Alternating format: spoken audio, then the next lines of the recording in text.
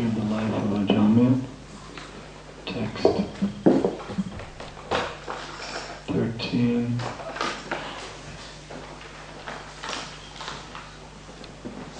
And 14. We'll just chant 13. Tapasa brahmacharyena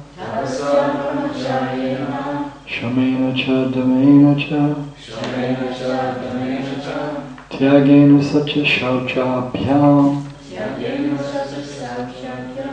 Yamena niyamena va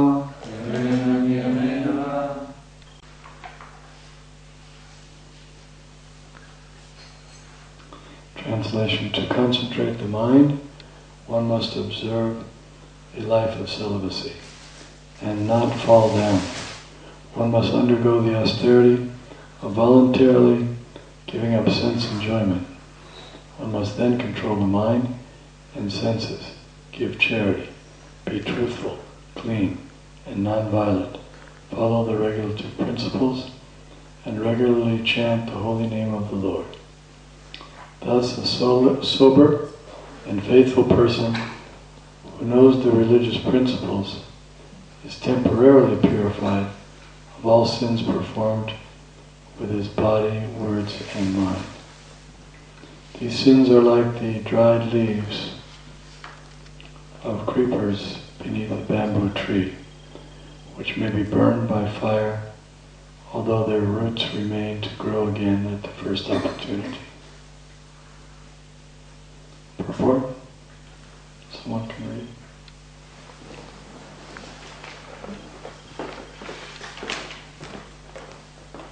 At least some part of it.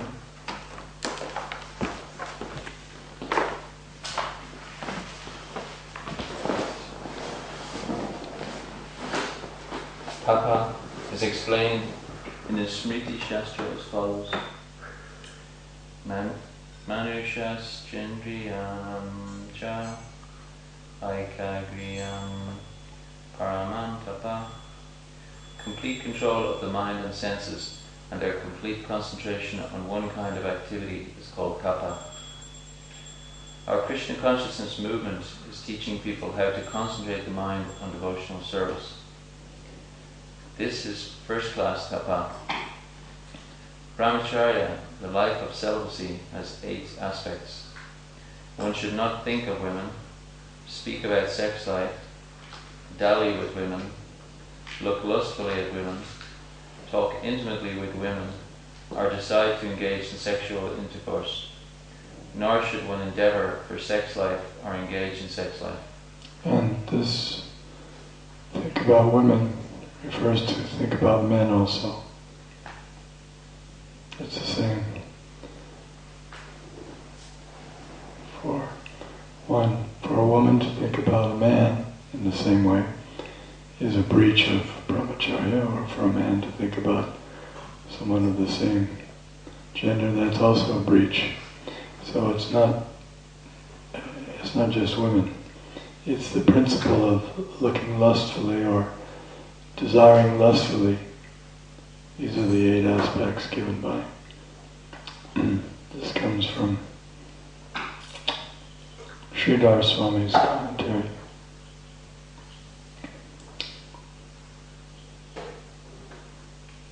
One should not even think of women or look at them, to say nothing of talking with them. This is called first-class brahmacharya. And it's also applicable to women because Prabhupada gave them the title or the name, the unmarried women in our movement, he called them brahmacharinis. So they can't avoid. It's the same thing for them. They followed the same principles that the men follow. We started the Bhaktin program in 1974, and it was based on the Bhakti program, which had started maybe a month or 2 before. So we decided that it would also be fitting to have a ladies' program for training new devotees. And the principles are exactly the same. There's no discrimination, or it's not necessarily easier for women or easier for men, or everybody has to take the same medicine. Yeah. This is the point, that if we're looking for being cured from the disease of material existence, then we have to take this medicine. Tapasa brahmacharya. In the beginning, the first austerity is brahmacharya, which means celibacy. And that's against our upbringing. Many of us, not those who are born in India or from Indian heritage, they're more fortunate because it's in their heritage that one should abstain at least until marriage. And that's not only in Hindu culture or Vedic culture, it's also there in other religious cultures. Buddhism and Christianity, certain aspects of Christianity, they have the same idea, Judaism, Islam. So at least, of course it's falling apart now in every tradition, but it's there in the tradition. So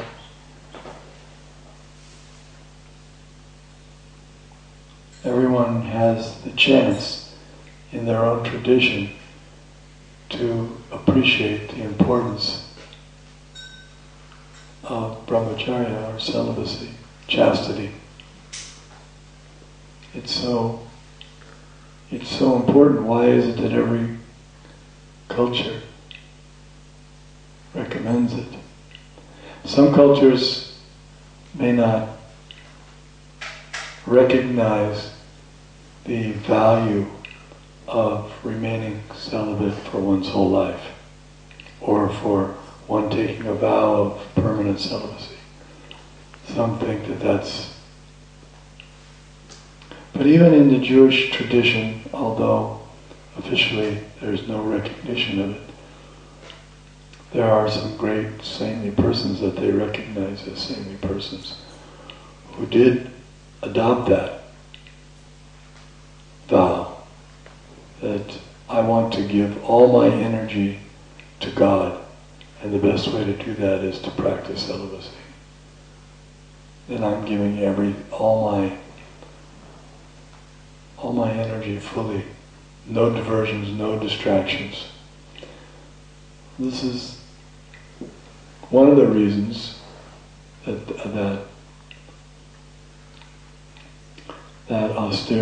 first austerity of brahmacharya is adopted and recommended. The whole basis of the Vedic culture is based on this. 3 out of the 4 ashrams allow no indulgence in sex at all, and the 4th allows indulgence under strict regulations, which you're aware of. So that's one of the great advantages of the Vedic culture, is that it's dealing in a realistic way with the aim of really achieving spiritual perfection, not making a compromise with sense enjoyment or material life. Even in the Bible it says you cannot serve mammon and God at the same time. So Krishna does allow for divine indulgence in sense gratification.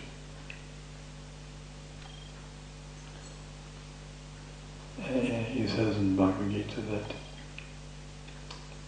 sex life which is according to religious, or not contrary to religious principles, is myself. So there's nothing wrong with that, and that's even glorified. It's glorious. There's ceremonies which herald that activity of producing a Krishna conscious offspring. Garbhadan Sanskara. The marriage institution itself is glorious. So there's no confusion or frustration, but it's all put in the proper perspective that this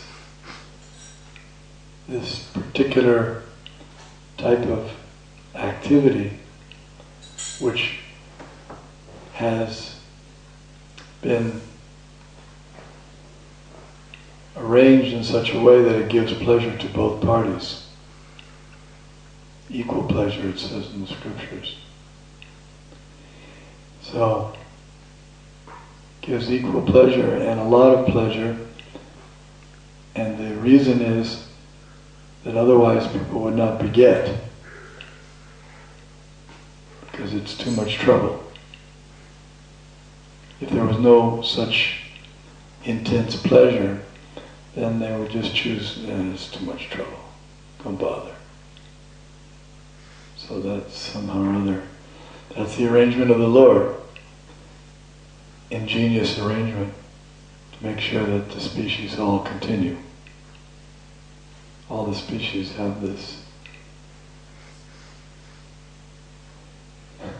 It doesn't make, Darwin's theory is so silly that we're supposed to believe that each species developed its own reproduction system by evolution. Each one is different. They all have their own unique evolutionary system. I mean, not evolution, but a reproductive system.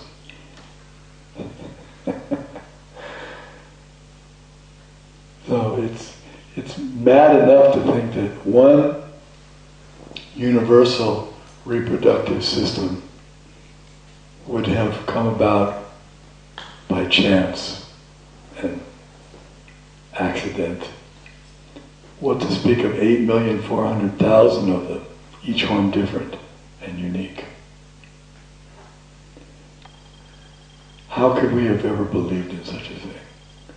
Well, we weren't thinking, and we had no hope.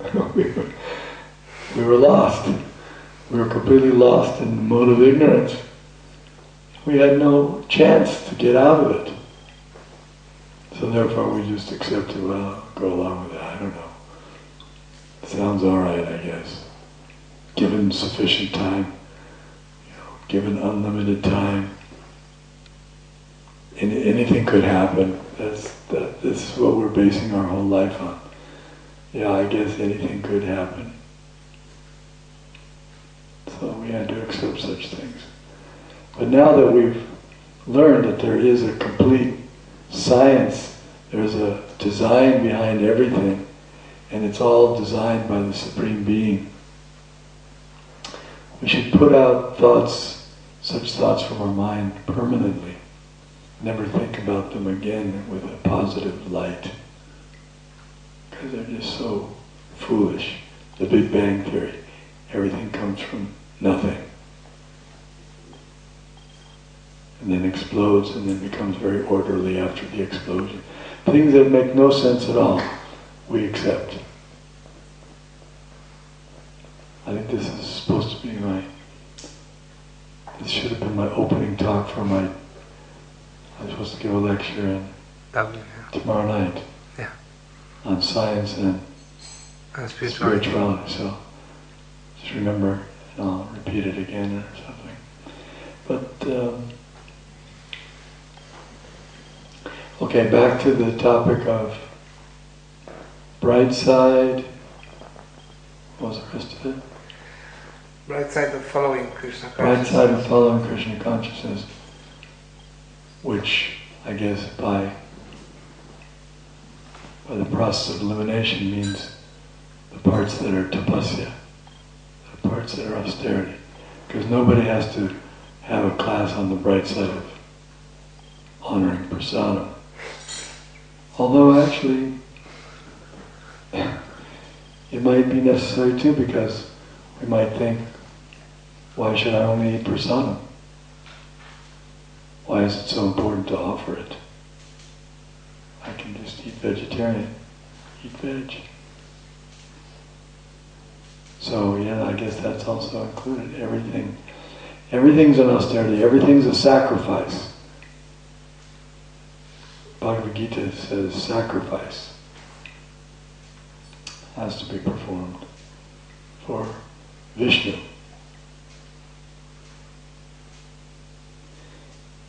So sacrifice also means to make sacred. It doesn't just mean to give up. It means to make sacred. So we have to make everything sacred.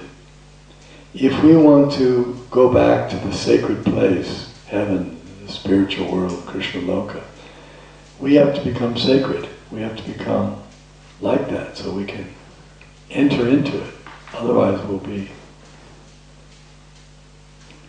completely out of place. How can we go back to the spiritual world where there's no such thing as selfish thoughts or lusty thoughts or activities or violent? We have to give these things up, so we have to start practicing. Therefore, Prahlad Maharaj said, Komara achare pragyo dharmam bhagavatanya. When you begin this education when you're a child, it's not so difficult to be a brahmachari, is it? At 5 years old. Would you have difficulty being a brahmachari at 5? Anyone? No. Because it's already there, it's natural. That's why it's natural to begin education young. Because we have to learn the right thing when it's very easy. And if one learns the right thing about how to practice celibacy from the beginning, then it's easier throughout the rest of the life. It may not be, we can't necessarily say it's still not a challenge. It's a challenge, but it's a more manageable challenge if one has got the beginning training. And another part of that training is that the boys, the brahmacharis, their brahmachari life begins at 5. And you say, what is that? How can you call it brahmachari if they don't even have the desire for it? No, because they're not just taught to abstain from that activity, but they're taught the culture around it, the culture that supports it, such as matravad paradadeshu, paradravyeshu lostravat. The culture behind it is that one should see all women as mother, except one's wife.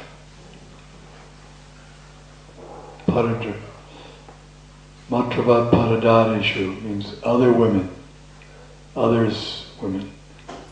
That means other than one's wife. You should see them, you should practice. And therefore in Veda culture, the boys, the brahmacharis, are sent out to beg alms, to go door to door. And when the lady comes to the door, the brahmachari says, my dear mother, dear Mataji, kindly give some alms for my Guru Maharaj. And they would give because their children were also at the Gurukula or had been to their alma maters. Their children had gone to the Gurukula. They understood the principle. that the guru doesn't have any income, and this is the system. So they would give. Well, that's part of the culture. And any culture that doesn't support that women should be seen as mother, means an exploitive culture, where the women are seen as objects of sense gratification for exploitation. And then the rebound of being exploited by the men is the women exploit the men. Men exploit the women exploit the men, and then the exploitation just gets unstoppable. It's so entangled now with exploitation based on illicit sex. And the ramifications of illicit sex that's unsatisfied is anger. Jayato vishaya pungsa sangateshu pujayate.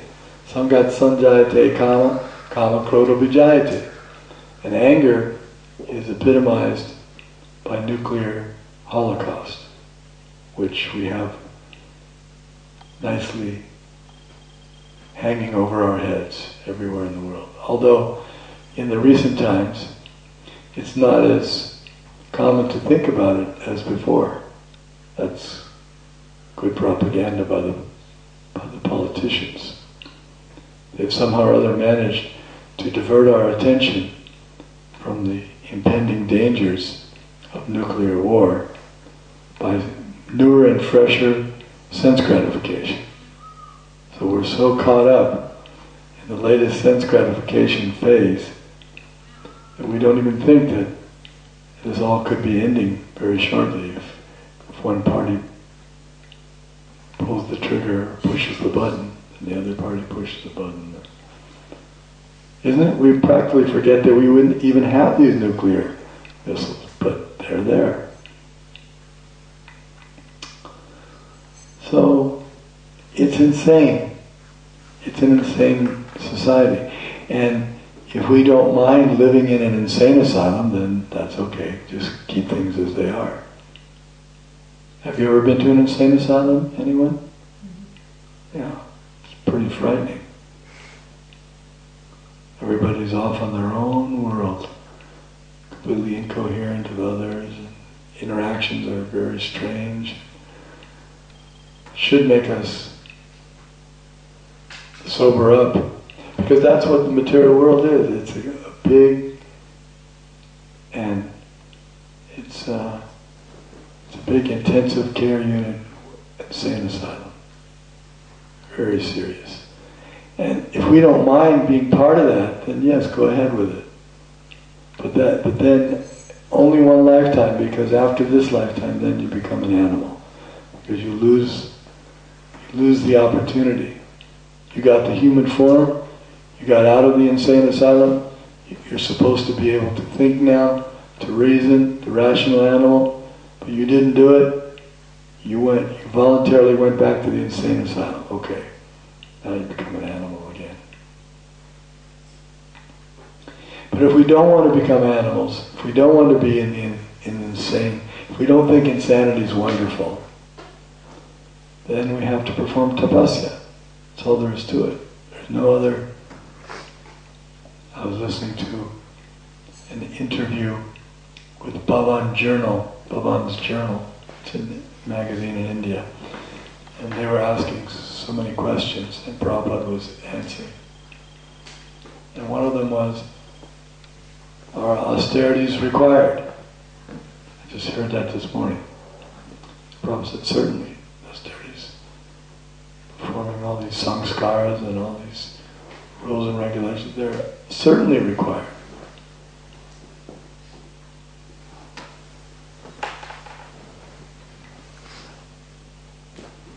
It's like saying someone has a disease. Will I have to do anything to get rid of the disease? Certainly you will.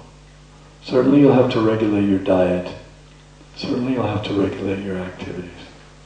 You can't expect to get free from a serious disease without performing some austerity, because you got yourself into a mess by overeating or by contacting some diseased persons or somehow or other. Uncleanliness,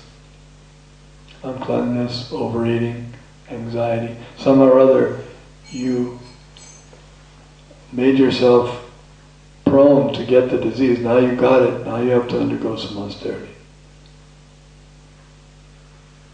So similarly, now that we have this material body, the disease is there. No one can say I'm not diseased. Because you have a material body. That proves material body is like a big tumor. It only comes to those who are materialistic. So now we have to get out of this disease, and it's very serious. Therefore the counteracting panacea also has to be very powerful to deal with it. And Srila Bhaktivinoda Thakur says, Einechio Shani Maya Nashi Lagi, Hani Nama Mahamantra Lao Tumimagi. That's chanting the Hare Krishna Mahamantra. It counteracts, it's the panacea for all disease. And it's also pleasant. So we're very fortunate to be living in Kali Yuga. We're thankful. They're great, intelligent persons. They praise, they worship Kali Yuga because it's so easy to get out of the material existence. Not only to get out of it, but to get the highest attainment. Love of Krishna is so easy because, especially, it's easy in this Kali Yuga because Lord Chaitanya Mahaprabhu appeared and has given the process of Sankirtan. So, if we want to get the highest attainment, the best thing we can get out of this life is not sense gratification. That's available. Nunam pramata kurut. No, what is that verse? Nayam deho deha bhajam naloke kastan kaman arhate vipujamye tapo divyam putakayena sattvam.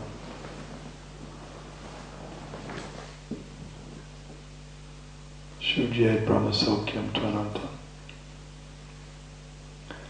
So, Lord Rishabhdev told his sons, do not work very hard for sense gratification which is available for the dogs and hogs.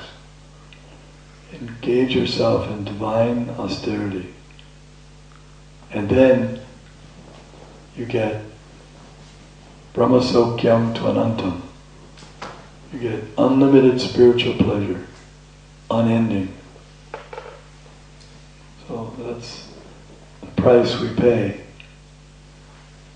And a sober person accepts it. There are examples of persons who have diseases and they undergo some difficult treatments and they become cured. So we can become cured if we follow these regulative principles. And the beginning, the first one we heard, we already discussed that.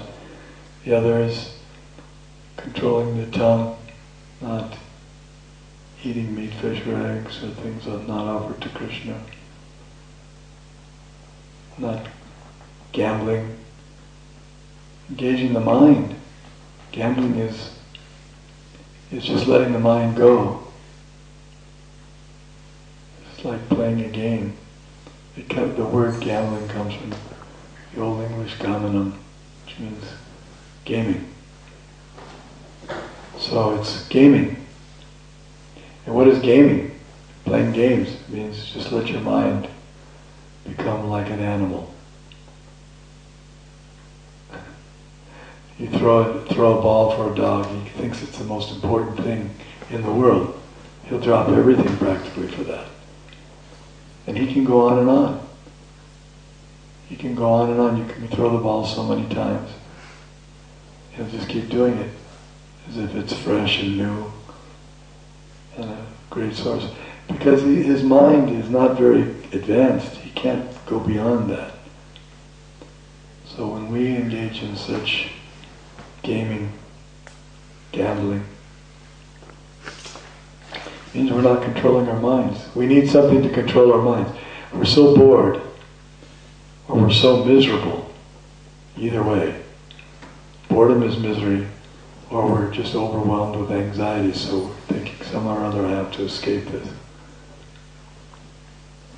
So let my mind just get absorbed in something that is completely meaningless, has no value whatsoever, but it's somehow or other engaging. We can spend so much time watching sports, engaging in sports, so many things.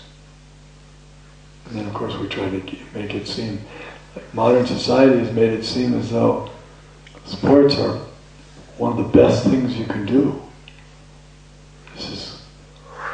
We give it such high rating, high ranking. It's only rated so high because the alternative to drugs and violence is even worse. So then we give a very high rating to this gaming, gambling, sports. They say it's at least it's not harming anybody else. But it's because we've completely forgotten the aim of life. The goal of life is totally lost.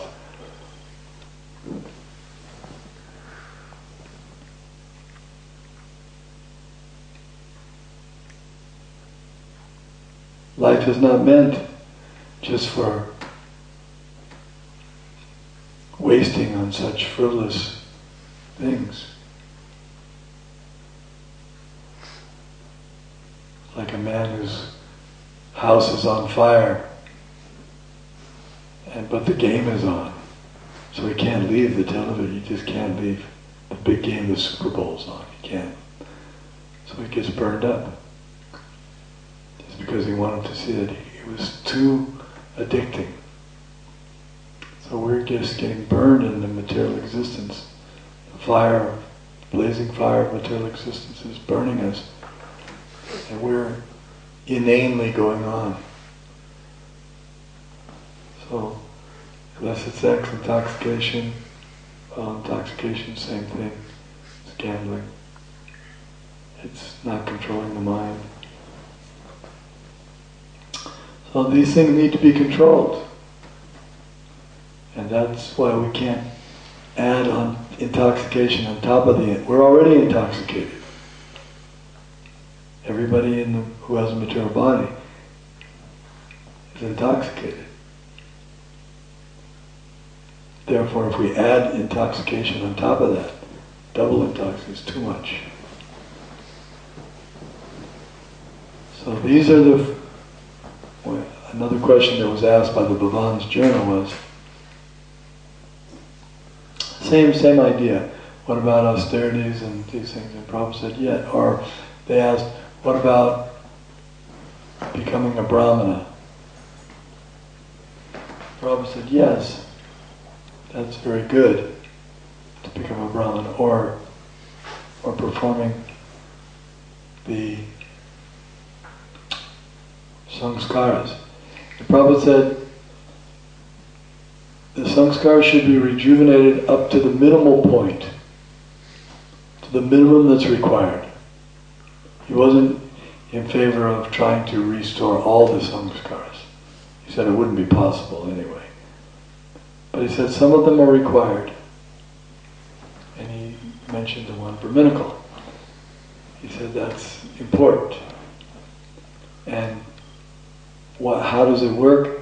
Because he said the minimum requirements for a Brahmana are these four regulative principles.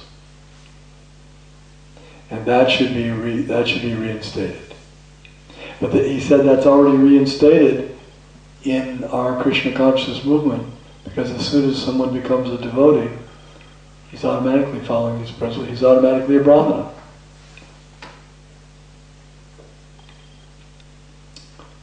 So that much austerity is required, not more than necessary. The Krishna Consciousness doesn't emphasize austerity as the ultimate goal of life. It's not. The ultimate goal of life is love of Krishna. And too much austerity for the sake of austerity or for the sake of pride or some other foolishness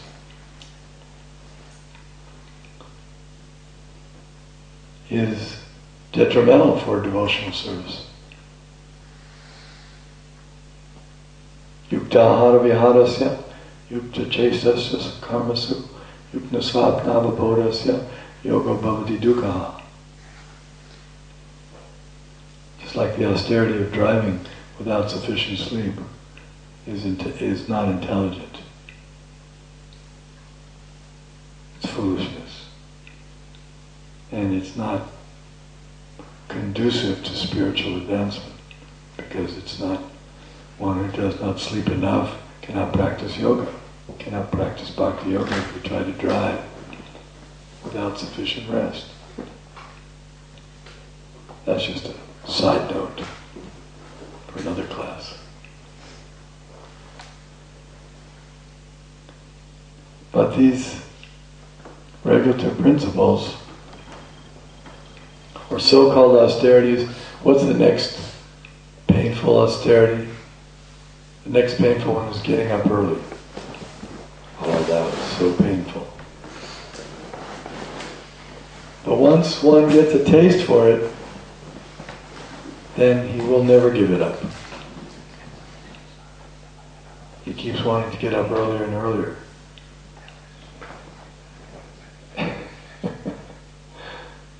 Why? Because he sees the value of it. Being up early during the Brahma Muhurta period, being fresh, being awake, taking advantage of those golden hours where spiritual advancement is enhanced manifold. He wants to take advantage of that.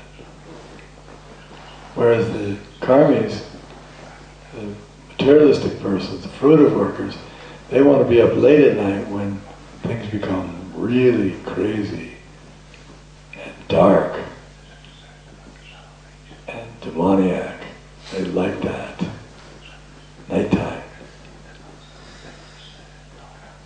Because they think in their foolishness that they're not being seen.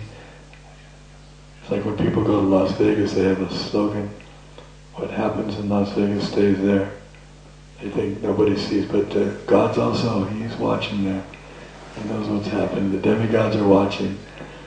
The sun is watching. The night is watching. All the witnesses are there.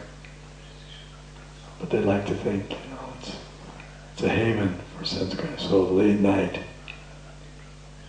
it's a haven. But no, for one who wants to solve all the problems of life once and for all, then undergo this little austerity in this one life.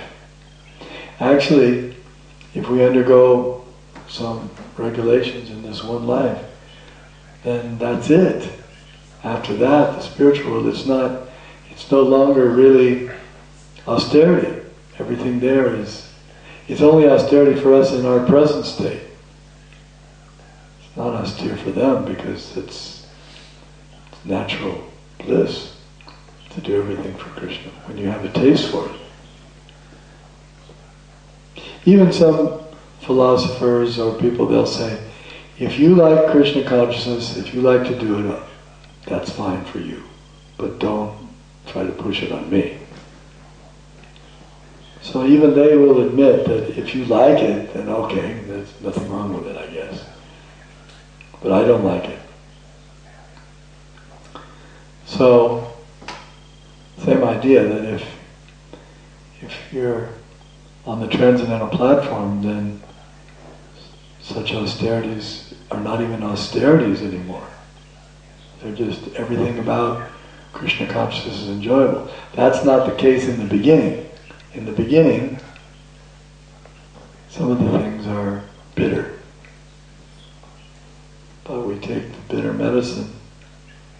Bitter medicine for jaundice is sugarcane juice. The other day, I was giving that example of jaundice, and I asked if there was anyone who ever had jaundice. And one devotee raised his hand, he had jaundice. And I said, okay, this was not pre-rehearsed. I'm asking you to tell us, I asked if the doctor recommended sugarcane juice, and he said, yes. And I said, now tell us the truth. Did it taste bitter in the beginning? And he said, yes, it was terribly bitter. I said, did it help you get over it? He said, yes. Not only me, but a whole bunch of other devotees had it. So that should increase our faith in the scriptures, because the scriptures say that. That if you take sugarcane juice or sweet things, when you have jaundice, it helps you get over it, but it tastes bitter in the beginning, and then it gets sweeter. So that's the process of chanting. Actually, the process is so simple, it's basically chanting. These other things are simply to support the chanting. Because without doing the other things, the other austerities, how will we be able to keep chanting? Right, we just read that in the verse. Can you read that? Read the verse that after the Tapasa Brahmacharya, then he says, then one should chant. Is it our Krishna consciousness? No, not in the purport, in the verse itself. The sober and faithful person who knows the religious principles is temporarily purified of all sins performed with his body, minds and words. These sins are like the dried leaves of creepers. Before that. One must then control the mind and senses, give charity, be truthful, clean and non-violent, follow the regular principles and regularly chant the holy name. Yeah, that's it. So in other words, after doing the other austerities, then one can chant. Now, one can chant before doing that too, but to keep chanting and to chant offenselessly, that's not so easy unless you adopt these regulative principles. Therefore, they're necessary. Keeping the body externally clean, speaking truthfully, giving in charity, performing austerities. If one wants to keep chanting, sometimes people say, well, I've lost my taste for chanting. Well, have you lost your taste for getting up early? Have you lost your taste for keeping clean? Have you lost your taste for hearing the scriptures? Probably. They all go together. One leads to the next. So therefore it's a whole culture. It's a culture of love of Godhead. This is part of it. The mother,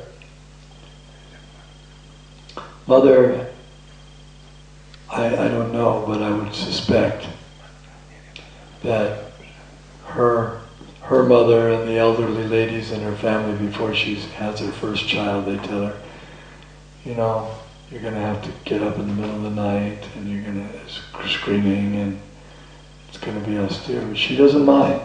She's ready for it. She doesn't say, oh, okay, I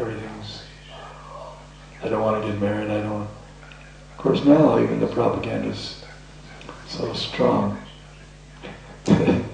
Crazy things are happening, but previously no one would give up the idea of getting married and having children just because there's some austerities connected to it. They are prepared for that, and in fact they're looking forward to it. Doesn't a woman look forward? Prabhupada says in one place, he gives the example, he says, a woman wants to have a child as soon as she's married, but she has to be patient. She should rest assured. I didn't know that, I wasn't sure about that. I had heard Prabhupada say it, but I didn't have any instance of it until I was starting the folk program, Friends of Lord Krishna, in the UK.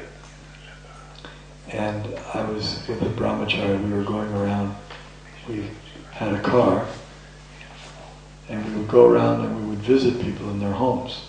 And this way we began the congregation program. And the people that we got, the names we got, were those who had subscribed to a trial subscription for Back to Godhead magazine, somehow or other.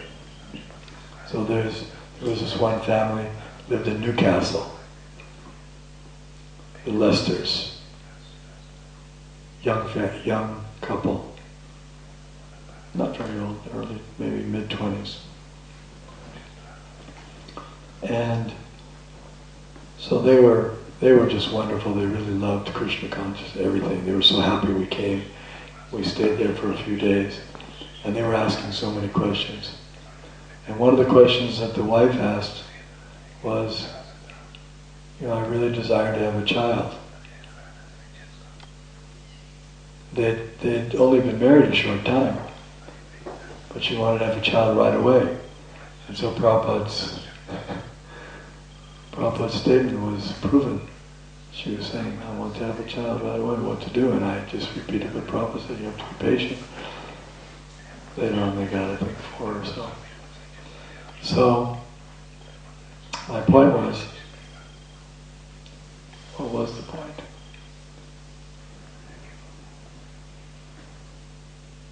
That when they are ready to take all those austerities, get married, all the... Ah, yes. Yeah, thank you. Very good.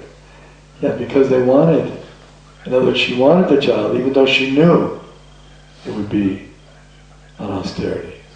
There's so many hardships that the mother has to undergo, childbearing and so many other things. But they like it. They look forward to it. They want to do it.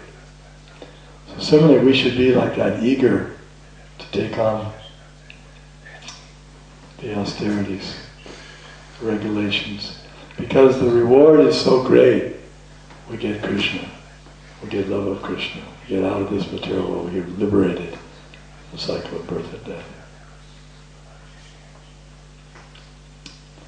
So, I think that's enough of the talk. If you want to have questions, yes, then I would ask for a few minutes. I'll recess and I'll return and we can take questions. Would you prefer that? Okay. Someone can have a kirtan. Thank you. So, any questions?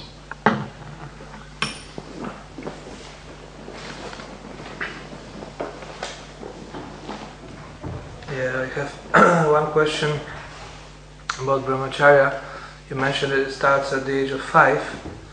You also mentioned that children, they naturally have no problem to be a brahmachari because of the way they are. And how should we regulate the relationship between boys and girls when they are at the age of 5? Because I heard different things. Sometimes I hear devotees saying that up to the age of 10 or whatever, there's no problem that girls and boys, they can intermingle, or there could be also, after this point they could also be educated together, or should... Yeah, Prabhupada does make a comment about that. I don't remember the exact age. It's on the database. So if you do it, you have a database? Yeah. If you do a search, you may have to get a little creative on choosing the words, but boys and girls, the words he would be using would be boys and girls. So, boys and girls. And then I would put boys and girls in age. And it should come, I can look for it too if I get a chance, otherwise. But he did mention something that up to a certain age there's no harm, but then after that, it shouldn't.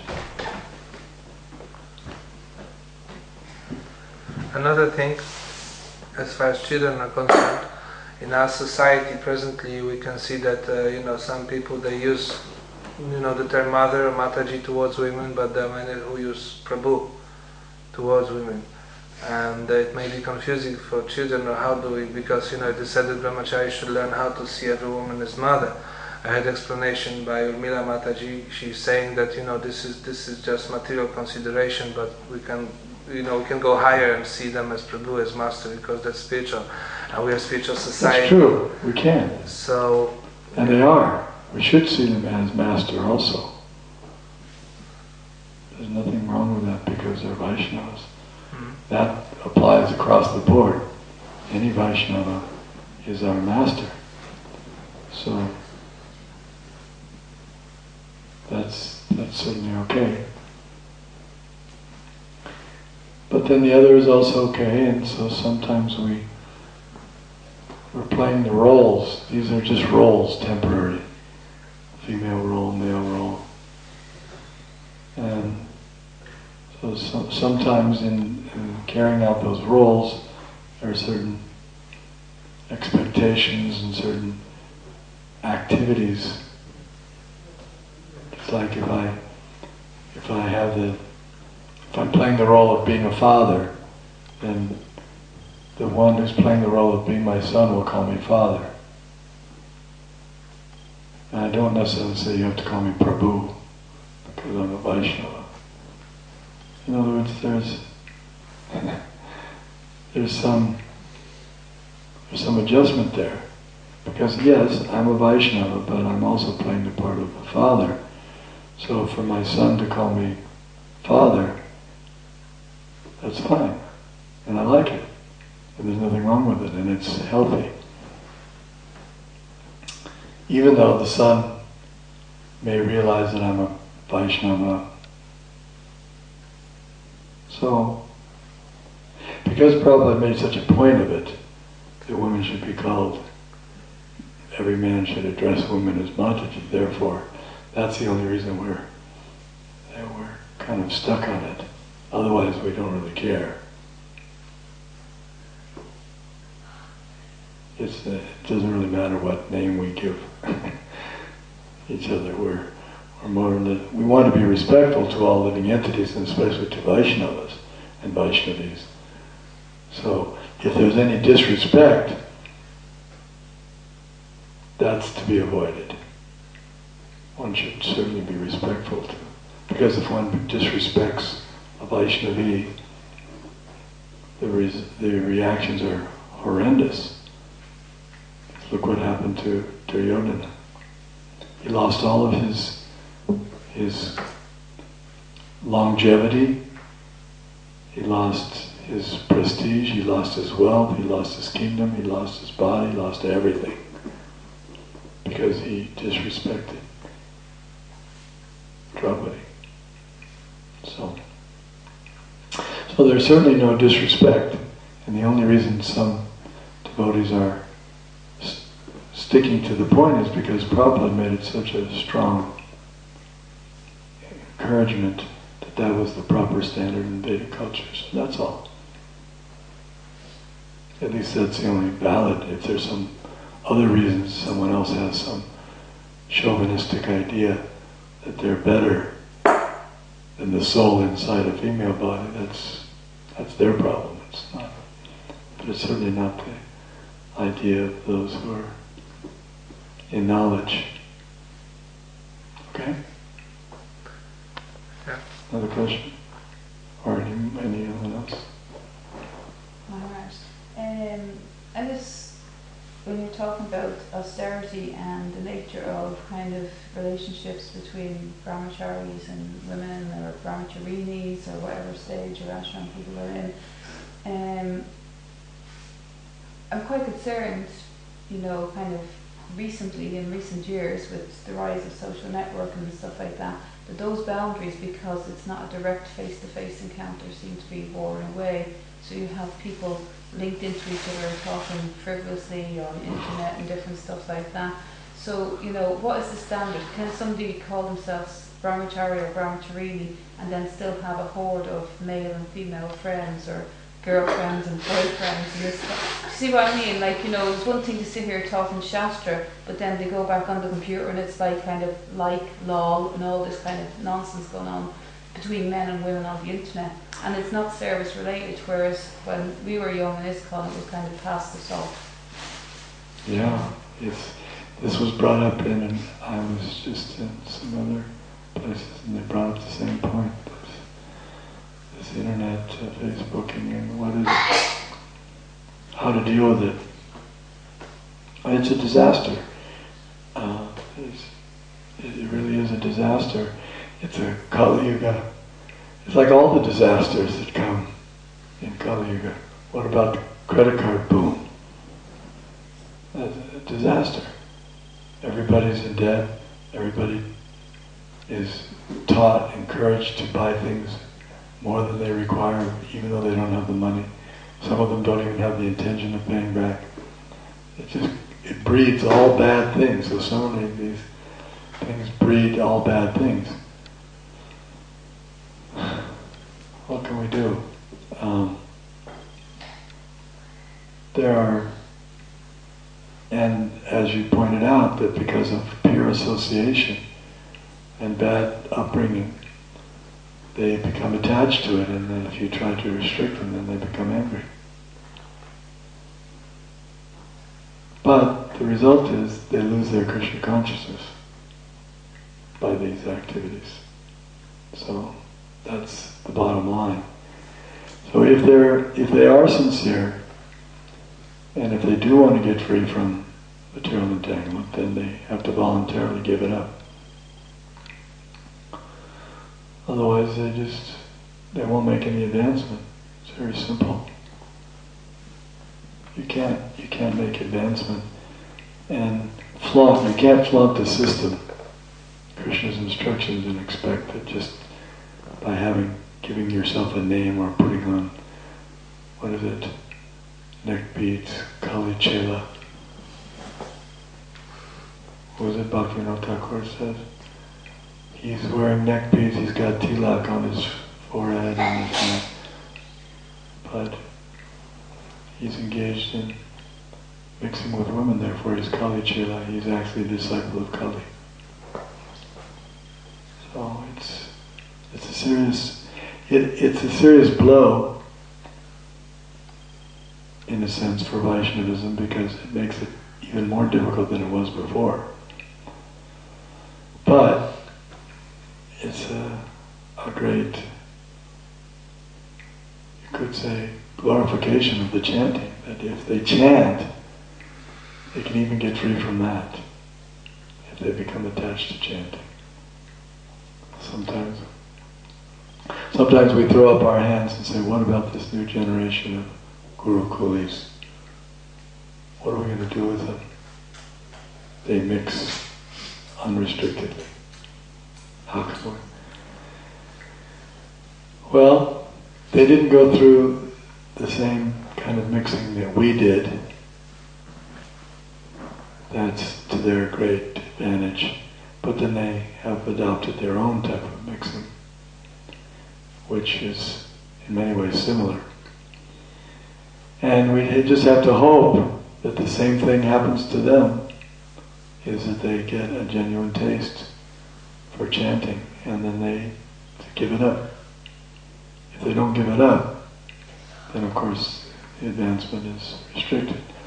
But if by chanting, and the good side is that many of them do have a taste for chanting, but the chanting should be done under the direction of a bona fide spiritual master who teaches them how to avoid the offenses, and certainly maintaining the male-female relationships is holding on to material attachments, so it's an offense. So that chanting is offensive. Offensive chanting is better than no chanting, but giving up offenses makes advancement much, much faster. So we just have to try to advise them as much as they'll accept. At least set a good example by our own activities. And appreciate that they're chanting at least.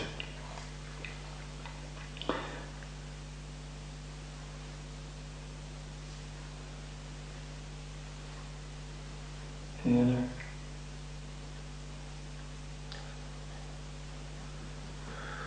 There is in Gita this shloka, Yutaha Viharasa, that Krishna is recommending to be balanced, that a yogi cannot be yogi if he is not balanced in eating, sleep and so on.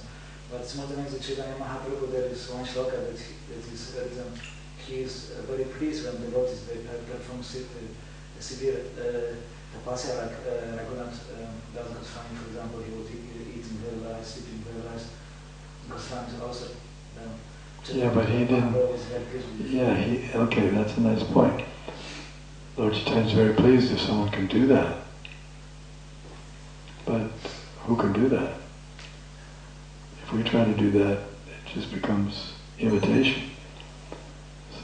It's like someone, Lord Chaitanya was very pleased with Haridas Thakur. He was chanting 300,000 names. But who can do that? If we try to do it, we'll just be thinking of women and money. That's all. We won't be able to think of Krishna because we can't do that. We're not on that platform. Therefore, the Acharya has given us a very nice balanced program of some hearing, some chanting, some work, some service, some this, all these different things. And it works. But if we just chant and think that we're going to be able to be like Haridas Thakur, it won't work. Nobody's been able to do it.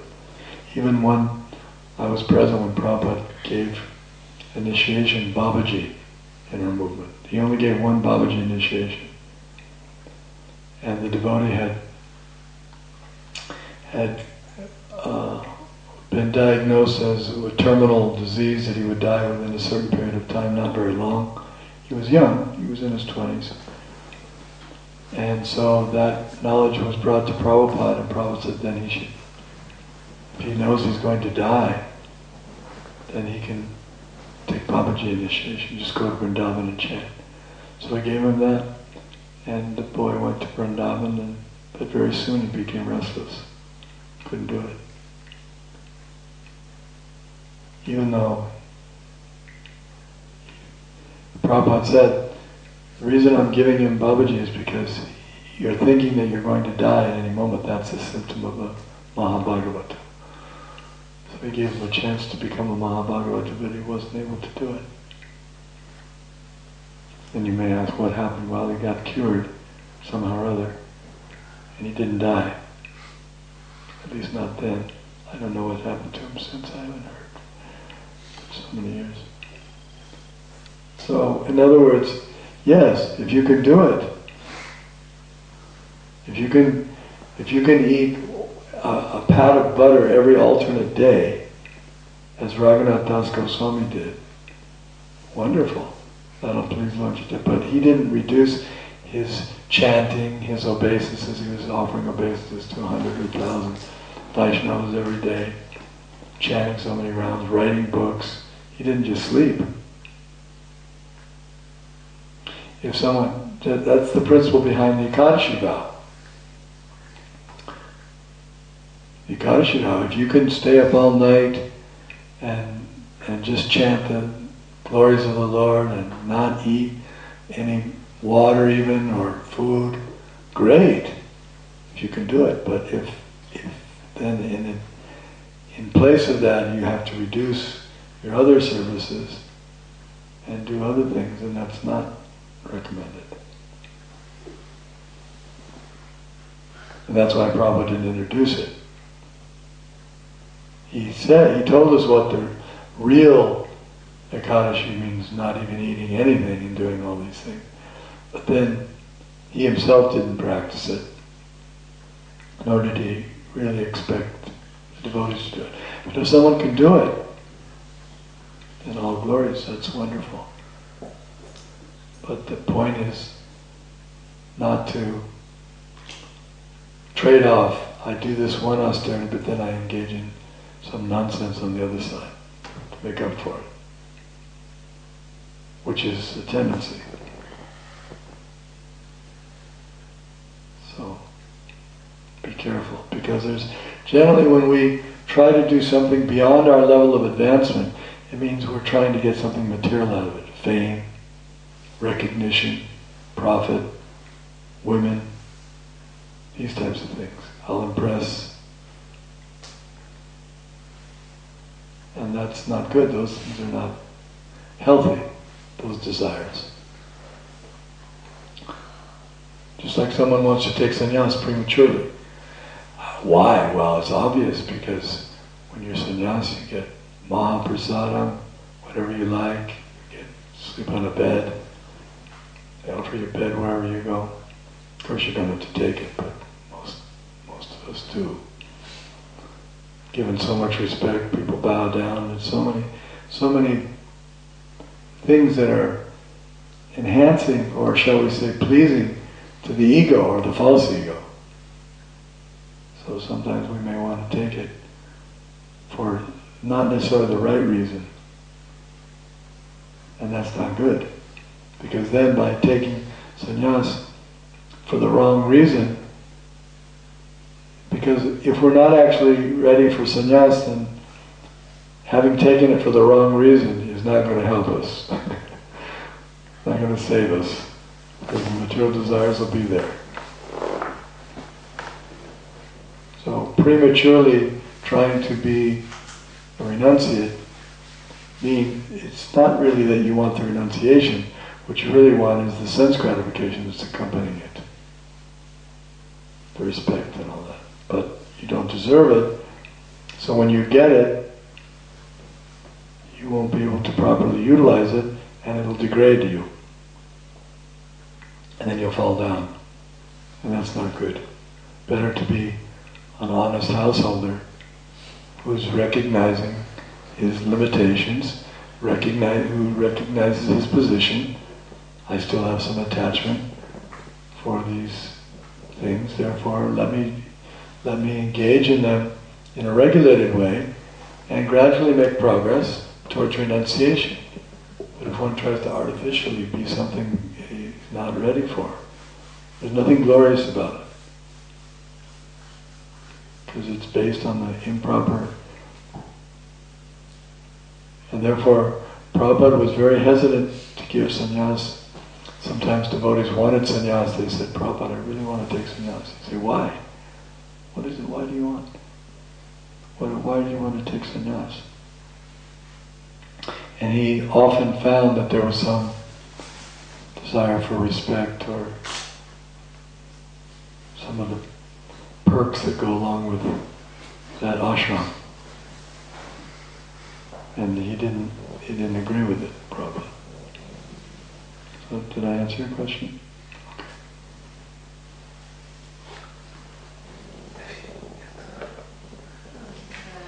I have some question like when we live in the temple and we have here few people and we want to follow this etiquette like restricted mixing, to restrict mixing men and women. So how we should communicate, because sometimes it's difficult when it's few people and then you have to say, okay, probably that's one for you, or it will help or whatever, so it's like... You should have to say what? Probably what? She says that it's, when we live here together, not so many of us, it's sometimes difficult to avoid associating with the opposite sex because you pick up a phone and you have to call the person, please, there's a phone, could you do this or that, we have to, help each other in some services and so on. It has to be formal. Especially here on the farm, it's, like in city temples, people generally they just go out, but on the farm it's a little bit different. It's more like family, living together, growing food, this and that, whatever. So therefore the formality of mother is a valuable one, isn't it not? Because by calling women mother, then that helps the formality. It takes the edge off. It's important. That's why it's important. Thank you very much for giving me the illustration. Why it's so important. There is a difference. There's a difference in the way we deal. We understand that they're a soul, and that there is no difference between the soul and a male body, female body. But there's difference in the way we relate, and that's part of the difference. to recognize that there is a difference. Prabhupada said, Vidya Vinaya Sampane, it means that he sees with equal vision a dog, an elephant, a lion, Brahman, but he doesn't say, oh, there's a nice Brahman, let me embrace him. What did I say?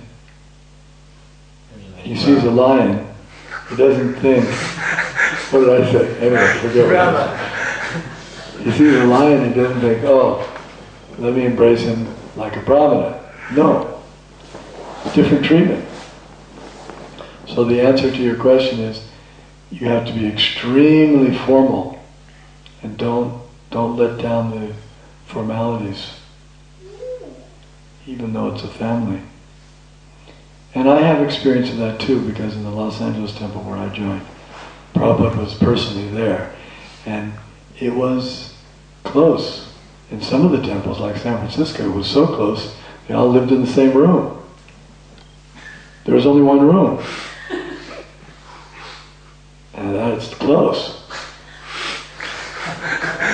I remember when I first went to the Rath Yatra in San Francisco, even the visitors all stayed in the same room. We were all there. Men on one portion and the women on the other portion. So, naturally for those who were not serious about spiritual life, this might have been an attractive feature.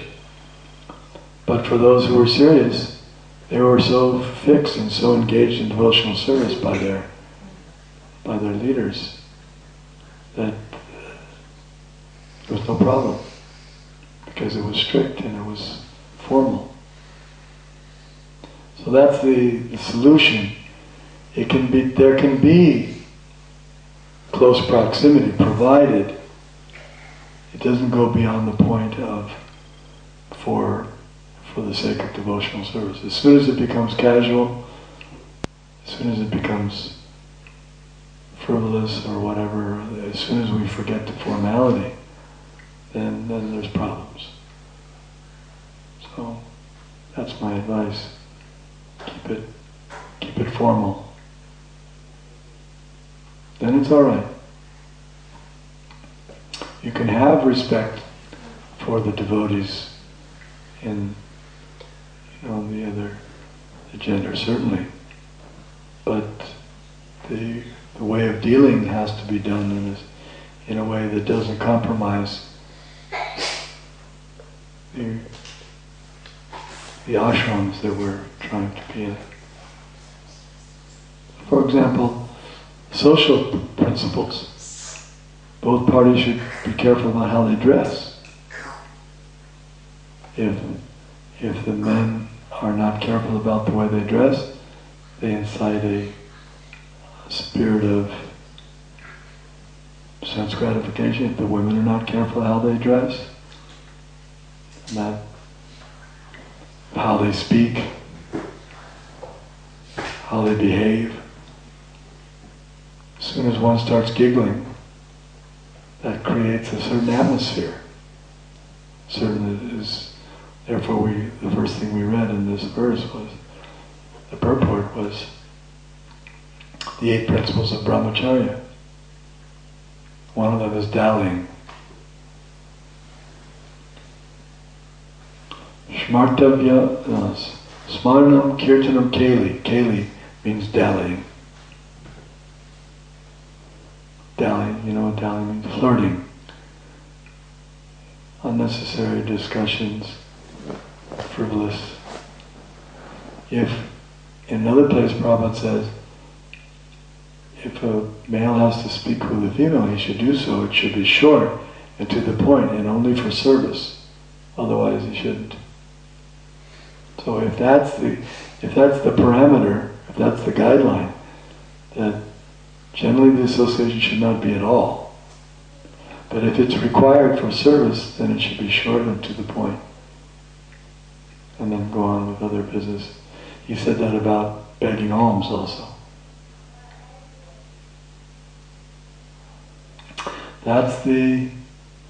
These are some of the guidelines to making spiritual progress and to having a spiritual culture We have to revive the Vedic culture, which is almost lost. The Krishna Consciousness movement is the only hope, because the way things are going in India, following the West, in another generation, things will be, pretty much homogeneous around the world. But the Krishna Consciousness movement is still flourishing because it's re-establishing Vedic principles. Therefore, intelligent people from all over the world, they're taking to the Krishna Consciousness. The real Brahmins, the real intelligent people are taking it. And then there's hope because they can promote it and try to. But if we lay down our, shall we say, guard, if we let down our guard and we allow our standards to go down, then there's no hope. Then it's lost. Therefore, we have to keep the standards high. And even if we're criticized, people who criticize so rigid and artificial, and they may say so many things, fanatical, they have so many, but we can't, doesn't matter what they say. We know what Prabhupada wanted. And if you don't know, then read his books and read his lecture, listen to his lectures, read his conversations, then you'll know what Prabhupada said, what he wanted. You can say anything out of ignorance, but he wanted this movement to go on for 10,000 years. So therefore, it has to be strict. He said, this is he said, because I instituted these 4 principles, therefore our movement is appreciated and respected all over the world. That's the principle, that's the respect. It's not just because we paint nice pictures of Krishna. That's also there, but that's not the reason we're respected all over the world, according to Prabhupada. That's not the reason the Indians all over the world are now taking initiation in ISKCON by the hundreds and thousands. It's remarkable. Because they're appreciating that this is the culture of higher life, and that you won't get anywhere else. Therefore, you have to go to ISKCON if you want to get the highest culture. So we shouldn't be disappointed if not so many people take to it. The standards are high, that's a fact. And therefore, we shouldn't be surprised that there will be other similar organizations spinning off that accept lower standards. That's also expected. Because the standards that Prabhupada set are very high. But the result is also very good. You get the highest thing. So, we have to be willing to pay the price.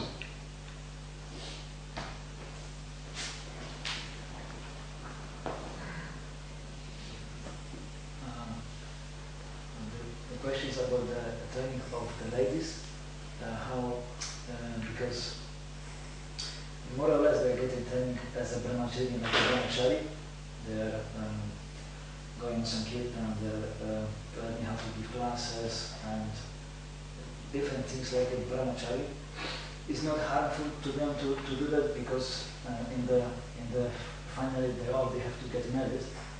Like Prabhupada told all ladies they should get married, or men they should try to be brahmachari whole life.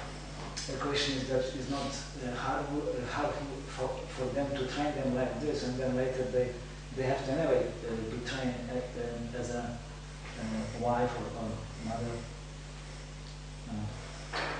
But they're being trained that way now. That's also part of the training. I heard also that Krishna Goswami told that Prabhupada told that the Mataji they should get training how to be chaste and. But that's also there. We're teaching them how to be chaste.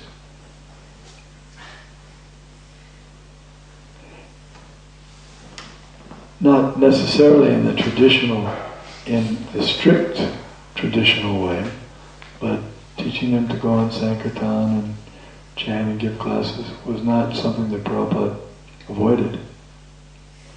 He encouraged it. He encouraged it, but not in a way of sense gratification. It was very strictly done.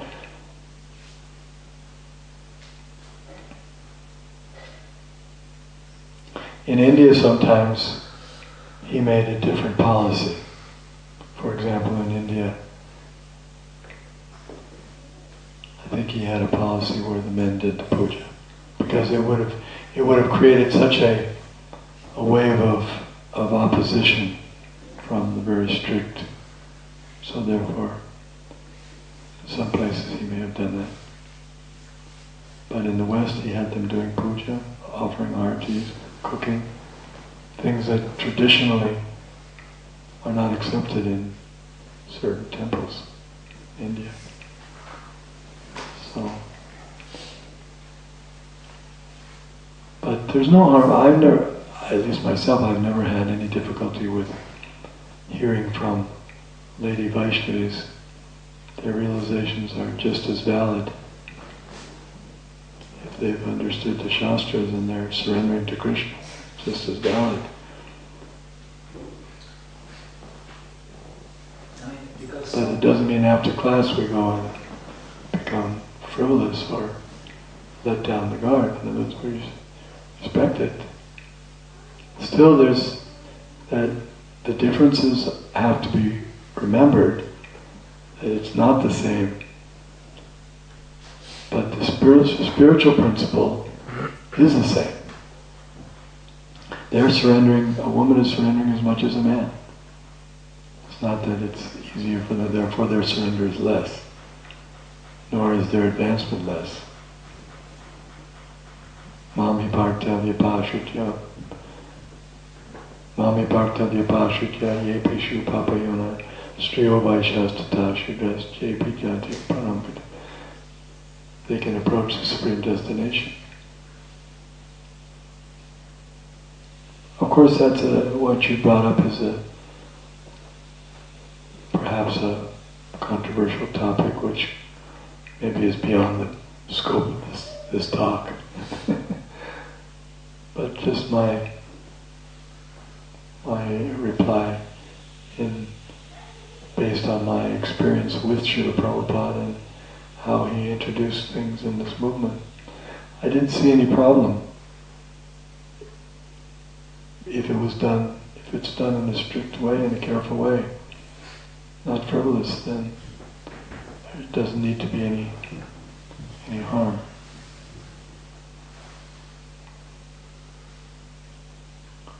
Any other? Yes? One time I had my guru, I said that it's like different two dharmas which we have to follow, like, because one time there was some Sankirtan festival, we were in the time in India, and my guru Maharaj a lot of teaching about ladies doing it at home, and I was trying to follow this. But this was Sankirtan festival, so he was preaching to ladies, and he said, oh, you, in the India, that you can go together preaching, and two ladies can go together, and then I was surprised. Because normally he preached a lot about, like to be lady at home, but then in one lecture he speaks about the lady should go and preach. And then I asked the question about this, how we can connect this, and he said like this conflict of dharma. So the Prabhupada was encouraged ladies also to go, and then at the same time they also follow the dharma at home. So that's something. Yeah. Anyway, this is being resolved and will be resolved by those who are in the positions of resolutions, giving resolutions for these things. So we don't need to necessarily try to resolve everything ourselves. We can leave that for others. Maybe their duty more than our duty. But for our duty, we should make sure at least we're individually behaving in the proper way. And as you're asking for your community here, so try to behave nicely in this community and Is that a good example? Okay. Thank you very much. Srila Prabhupada ki jai.